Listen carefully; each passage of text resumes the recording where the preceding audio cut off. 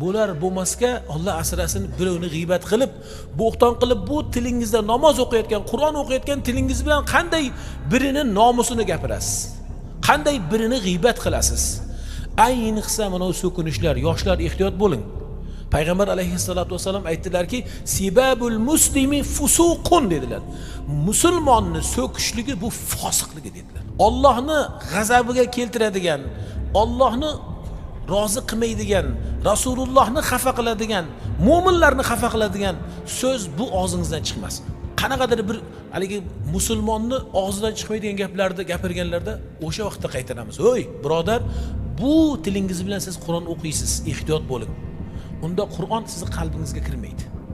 Ehtiyot bo'ling. Qur'on o'qiydiganlar, siz so'kinsangiz, har xil birlarni fitna fasod qilib orqalaridan g'iybat qilsangiz, shu tilingiz bilan bo'xton, shunaqa iftirolarni qilsangiz, u tilingizda faqat Qur'on o'qiladi, dilingizga tushmaydi.